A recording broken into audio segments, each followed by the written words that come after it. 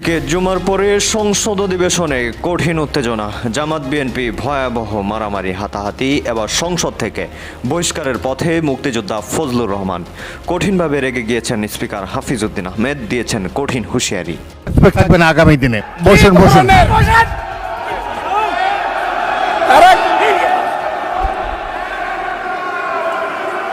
তারা কি ধরনের আচরণ করছে? সরাসরি যাচ্ছি প্রতিনিধি মাহফুজ নান্টুর কাছে। আচ্ছা, আজকে তাদেরকে মাননীয় সদস্যবৃন্দ, শুরুতে আপনাদের যদি একটু জানিয়ে রাখি, সংসদ অধিবেশনে বিভিন্ন সময় অনিয়ম এবং বিশৃঙ্খলা ঘটতেছে এবং সেই বিশৃঙ্খলা কোনোভাবেই ঠেকাতে পারছে না স্পিকার হাফিজউদ্দিন আহমেদ।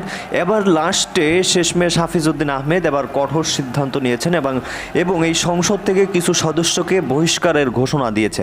রীতিমতো আপনারা জেনে গিয়েছেন যে মুক্তিযোদ্ধা ফজলুর রহমান যখন তিনি সংসদে দাঁড়ান তখনই সংসদে বিশৃঙ্খলা সৃষ্টি হয়, এমনকি তিনার বক্তব্যের প্রেক্ষিতে সংসদে মারামারি পর্যন্ত শুরু হয়। তাই তিনাকে প্রাথমিকভাবে সংসদ থেকে সরিয়ে দেওয়া হবে এবং বিভিন্ন ধরনের সিদ্ধান্ত নিয়েছে। সংসদ অধিবেশনে ভয়ানক হট্টগোল হয়েছে।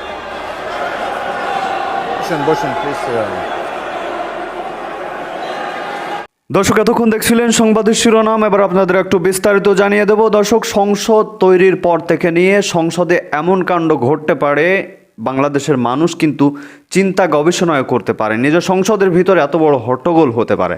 দর্শক, এবার রেগে গিয়ে সংসদের স্পিকার মেজর হাফিজউদ্দিন আহমেদ তিনি কয়েকজন সদস্যকে বহিষ্কার করার পর্যন্ত হুঁশিয়ারি দিয়েছে। বিশেষ করে মুক্তিযোদ্ধা ফজলুর রহমান তিনি দাঁড়ালেই জামাত ইসলামকে বা হিফাজতে ইসলামকে বা এনসিপিকে বিভিন্নভাবে পচানোর চেষ্টা করে এবং তিনার বক্তব্যের পরেই কিন্তু সংসদে হট্টগোল লেগে যায়। দর্শক, এবার এই একজন মানুষের জন্য পুরো সংসদ কলঙ্কিত না করতে চেয়ে তিনি সংসদ থেকে তাকে বের করে দেওয়ার সিদ্ধান্ত নিয়েছে। দর্শক, কথা বাড়াচ্ছি না, সংসদে আবারও হট্টগোল হয়েছে জুমার পর। রীতিমতো সংসদের স্পিকারের চেয়ার ছেড়ে স্পিকার হাফিজউদ্দিন আহমেদ দাঁড়িয়ে গিয়ে কঠোর হুঁশিয়ারি দিয়েছে। কথা বাড়াচ্ছি না, সেগুলো একটু দেখে আসি। একটু কমেন্টের মাধ্যমে আপনারা জানাবেন যে এই সংসদ আপনার কেমন লাগছে। আর হ্যাঁ, অবশ্যই লাইক দিবেন। চলুন আমরা সংসদের সেই হট্টগোল মারামারির ভিডিওটি দেখে আসি। আশা করি শেষ পর্যন্ত থাকবেন এবং দেখবেন এবং মতামত করবেন। তো দর্শক, চলুন দেখে আসা যাক। শিশুরাও লজ্জা পাবে এই ধরনের, যদি বয়স্ক শ্বশ্রুমণ্ডিত ব্যক্তি, বয়স্ক যারা অলরেডি দাদা হয়ে গিয়েছেন, তাদের নাতিরাও হয়তো এখানে গ্যালারিতে বসে দেখছে, তারা কি ভাববে এটা সম্পর্কে? আপনারাই তো আমাকে স্পিকার বানিয়েছেন, আমি এই সংসদের কাস্টোডিয়ান, অভিভাবক। যদি চেয়ারের প্রতি এই সম্মান আপনাদের না থাকে, তাহলে জাতীয় সংসদের প্রতি মানুষের কোনো রেসপেক্ট থাকবে না আগামী দিনে। বসুন বসুন।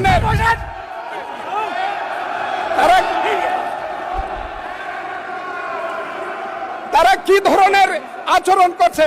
আচ্ছা, আজকে তাদেরকে মাননীয় সদস্যবৃন্দ, মাননীয় সদস্যবৃন্দ, একটু মনোযোগ দিয়ে আমার কথাটি শোনার চেষ্টা করুন।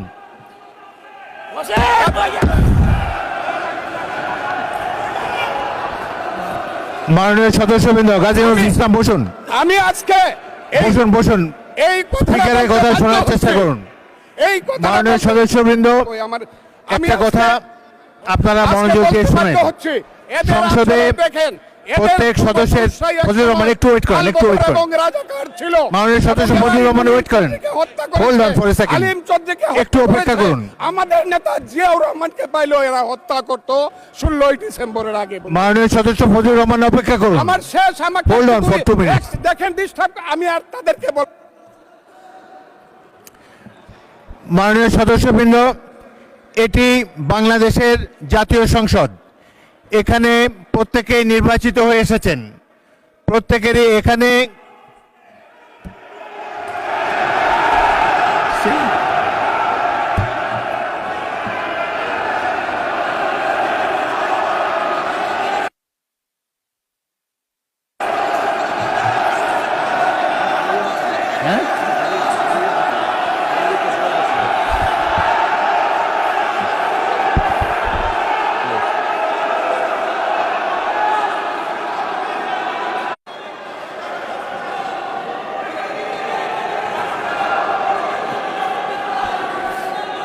মাননীয় সদস্যবৃন্দ বসুন বসুন বসুন প্লিজ।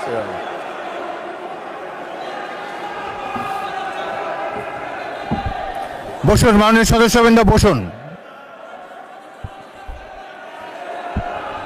বসুন বসুন।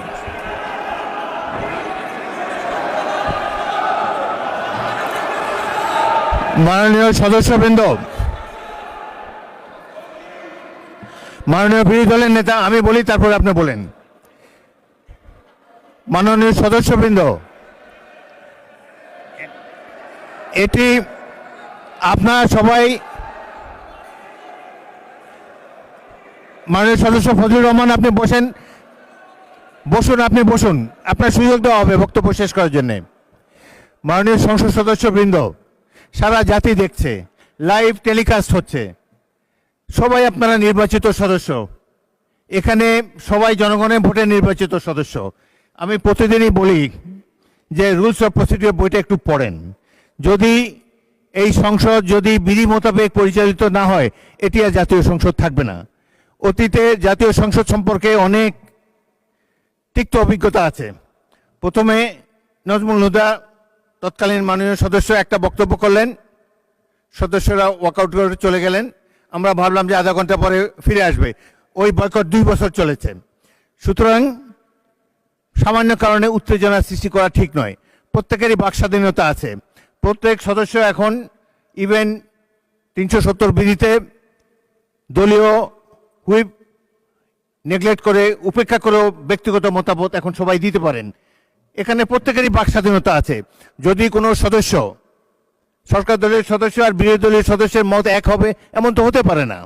এই জন্যই একটি সরকারি দল, একটি বিরোধী দল এখানে আছে। জনগণই এভাবে নির্ধারিত করে দিয়েছে। যদি সরকারি দলের কোনো সদস্য তার বক্তব্যে আপনাদের আপত্তি থাকে, আপনারা এরপরে তো plenty of time is there, আপনারা তার বিরুদ্ধে তিনি যা বলেছেন সেই যুক্তি খণ্ডন করুন। তিনি ভুল বললে তাকে পাল্টা অভিযোগ করেন তার বিরুদ্ধে। কথা বলার সময় তো সুযোগ আছে, কিন্তু এই যে শিশুরাও লজ্জা পাবে এই ধরনের, যদি বয়স্ক শ্বশ্রুমণ্ডিত ব্যক্তি, বয়স্ক যারা অলরেডি দাদা হয়ে গিয়েছেন, তাদের নাতিরাও হয়তো এখানে গ্যালারিতে বসে দেখছে, তারা কি ভাববে এটা সম্পর্কে। আরেকটি জিনিস হলো, সংসদে স্পিকার যখন দাঁড়ায় তখন এটি অবশ্য কর্তব্য সবাই এখানে বসে পড়বেন। যদি আমাকে তো আপনারাই তো আমাকে স্পিকার বানিয়েছেন, আমি এই সংসদের কাস্টোডিয়ান, অভিভাবক। যদি চেয়ারের প্রতি এই সম্মান আপনাদের না থাকে, তাহলে জাতীয় সংসদের প্রতি মানুষের কোনো রেসপেক্ট থাকবে না আগামী দিনে। আপনারা বলতে পারেন freedom of speech is there, Fazlur Rahman সাহেব যা বলেছেন এরপরেই আপনাদের একজনকে টাইম দেব, প্রয়োজন হলে টাইম বাড়িয়ে দেব, তার যুক্তি খণ্ডন করুন। তিনি যদি অসংসদীয় কোনো কথা বলে থাকেন, সেটা আমরা পরীক্ষা করে স্পঞ্জ করে দেব। কিন্তু বক্তব্যের সময় মাননীয় বিরোধী দলীয় নেতা ওনার নির্বাচনী এলাকা সম্পর্কে একটি কথা বলেছেন, বেশ কিছু বিবরণ দিয়েছেন। এই সংসদে আজকে দাঁড়িয়ে আমি আমার অবস্থান থেকে পরিষ্কারভাবে বলতে চাই, অনুরোধ জানাবো মাননীয় বিরোধী দলীয় নেতাকে। মাননীয় বিরোধী দলীয় নেতা, আমি যে মন্ত্রণালয়ের অধীন কাজ, আমার পাশেই সেই মিনিস্টার সাহেব বসে আছেন। প্রোটোকল হিসাবে মিনিস্টার সাহেবকে আমি এরই ভিতরে নির্দেশনা দিয়েছি যে আপনার কাজগুলো নিয়ে দেখবেন, এবং তার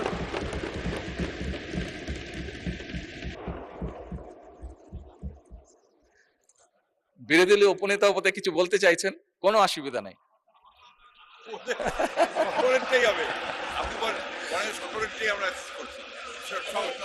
মাননীয় স্পিকার, যে 1 মিনিট, একটু আগে ফরিদপুরে 1 আসনের সংসদ সদস্য এসেছিলেন, উনিও কিছু কথা আমাকে বলেছেন। মাননীয় স্পিকার, আমি প্রথমেই বলেছি, এই সংসদ বাংলাদেশের মানুষের জন্য, এই সংসদ বাংলাদেশের জন্য।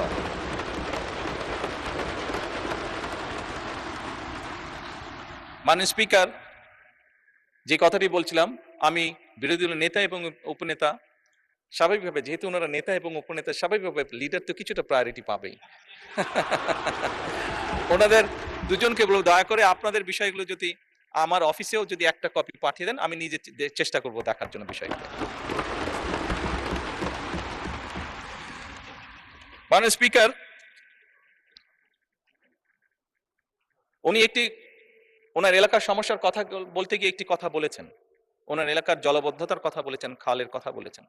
মানে স্পিকার, আপনি দেখেছেন এই সংসদেই গতকাল চট্টগ্রামের ভারী বর্ষণের কারণে কিছু কিছু জায়গায় জলবদ্ধতা হয়েছিল, এবং এখানে বসে দ্রুততার সাথে আমি স্থানীয় সরকার প্রতিমন্ত্রী যে আছে তাকে তাৎক্ষণিকভাবে চট্টগ্রামে পাঠিয়েছিলাম বিষয়টি দেখে যত দ্রুত সম্ভব ফয়সলা করার জন্য। মাননীয় স্পিকার, এই ঘটনাটা দিয়ে আমি যেটা বলতে চাইছি সেটা হচ্ছে যে এই সরকার জনগণের নির্বাচিত সরকার, এই সরকার জনগণের কাছে জবাবদিহিমূলক সরকার, এবং সে কারণেই মাননীয় স্পিকার, এবং সে কারণেই আমরা আমাদের দ্রুততার সাথে আমরা চেষ্টা করেছি ব্যবস্থা গ্রহণ করতে, যাতে যত দ্রুত সম্ভব জনগণের সমস্যা লাঘব করা সম্ভব হয়। একই সাথে মাননীয় স্পিকার, আমি আবার কৃষকের কাছে ফিরে যেতে চাই। আমরা দেখেছি আজকেও যদি আমরা পত্রপত্রিকা খুলি, সবগুলো পত্রপত্রিকাতে আজকে নিউজ আছে আমাদের বিভিন্ন অঞ্চলগুলো, নেত্রকোনা, কিশোরগঞ্জ, সুনামগঞ্জ, ময়মনসিংহ সহ আরো বেশ কিছু অঞ্চল মাননীয় স্পিকার ভারী বর্ষণের কারণে গত 48 ঘন্টায় বেশ ভারী বর্ষণ হয়েছে অনেকগুলো জায়গায়, এবং তার কারণে বড় ফসলে অনেক ক্ষতি হয়েছে। মাননীয় স্পিকার, এখানে আমাদের ত্রাণ মন্ত্রী বসে আছেন দুলু সাহেব, যার কথা বিরোধী দল নেতা উল্লেখ করেছেন। ওনাকে গতকালকেই আমি নির্দেশনা দিয়েছি, তারও দুদিন আগে যখন ওয়েদার ফোরকাস্ট আমি দেখেছিলাম, সেই স্থানীয় প্রশাসনকে আমি নির্দেশনা দিয়েছিলাম যে সকলের লিস্ট করে কোথায় কোথায় বোরো ধানের কৃষক আছে, কারা কারা ক্ষতিগ্রস্ত হতে পারে, কি কি হতে পারে, সেই ব্যবস্থা গ্রহণ করার জন্য। মাননীয় স্পিকার, এই কথাটা দিয়েও আমি বলতে চাইছি যে এই সরকার জনগণের সরকার, জনগণের নির্বাচিত সরকার, আমাদের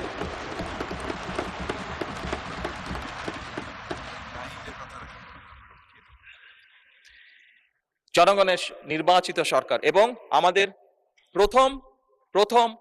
প্রথম দায়িত্বই হচ্ছে জনগণের দেখভাল করা। মাননীয় স্পিকার, এবং সে কারণে মাননীয় স্পিকার, বিরোধী নেতা এলাকায় উনি যে কষ্টটা পাচ্ছেন জলাবদ্ধতার কারণে, এই সমস্যাটি সমগ্র বাংলাদেশেই কম বেশি আছে। মাননীয় স্পিকার, বাংলাদেশে এরকম অনেক জায়গা আছে যেখানে বর্ষাকালেও কৃষকরা পানির কষ্ট ভোগ করে, যেখানে বর্ষাকালেও বিভিন্ন সময় সেচ ব্যবস্থা তারা দিতে পারে না, শুধুমাত্র সঠিকভাবে সেচের পানি তারা আনতে পারে না বলে। এবং সে কারণে মাননীয় স্পিকার, শহীদ রাষ্ট্রপতি জিয়াউর রহমানের সেই যুগান্তকারী খাল খনন কর্মসূচি আমরা আবারও শুরু করেছি।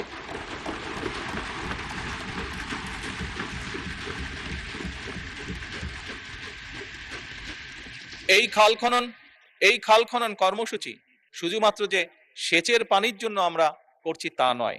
এই খাল খনন, জি এটা 10,000 টাকা, যেটা জি অসুবিধা নেই বলুন।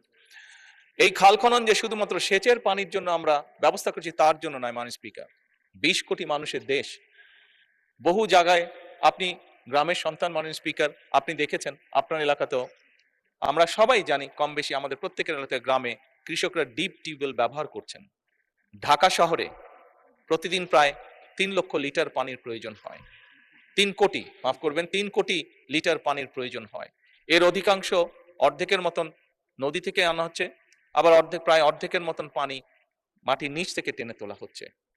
এর ফলে পানির যে স্তর সেটি অনেক নিচে নেমে যাচ্ছে। মাননীয় স্পিকার, আমরা যদি এরকম এই বিষয়গুলো যদি এখনই অ্যাড্রেস না করি, আগামী যে ভবিষ্যৎ প্রজন্ম যারা ওই গ্যালারিতে বসে একটু আগে আমাদের আলোচনা শুনেছিল, এই মানুষগুলো, এই সন্তানগুলো বিপদে পড়ে যাবে। এবং এর বাংলাদেশের প্রেক্ষাপটে এই সমস্যার সমাধান হচ্ছে আমরা যদি এখন কাজ শুরু করি। মাননীয় স্পিকার, এর শুভফল। তো দর্শক, দেখছিলেন খুব গুরুত্বপূর্ণ প্রতিবেদন। এতক্ষণ আমাদের সাথে থাকার জন্য, দেখার জন্য সবাইকে ধন্যবাদ জানাচ্ছি। দর্শক, এখন এ বিষয়ে আপনাদের মতামতকে একটু কমেন্টের মাধ্যমে জানিয়ে যান। আশা করি সম্পূর্ণ ভিডিও দেখে এবং শুনে বুঝেছেন যে কাহিনীটা কি। তো বেশি কথা বাড়াচ্ছি না, এতক্ষণ আমাদের সাথে সময় দেওয়ার জন্য, থাকার জন্য আপনাকে বিশেষ করে ধন্যবাদ জানাই। দর্শক, পরবর্তীতে থেকেও গুরুত্বপূর্ণ কিছু নিউজ আপডেট আসতে চলেছে, তো সেটা দেখার জন্য অবশ্যই চ্যানেলটি সাবস্ক্রাইব করুন। আর হ্যাঁ, শুধু সাবস্ক্রাইব করলে ভিডিও সময় মতো পাবেন না, তো পাশে রাখা বেল আইকনটিও বাজাতে হবে আপনাদের। তো ভালো থাকুন, সুস্থ থাকুন। আর পরবর্তী ভিডিও পেতে কী করতে হবে তা তো আমি আগেই বলেছি। এবার একটু সামাজিক কাজ করুন, সেটা হলো ভিডিওটি শেয়ার করে দিন। তো দর্শক, ভালো থাকুন, সুস্থ থাকুন, দেখা হচ্ছে খুব দ্রুত। আল্লাহ হাফেজ।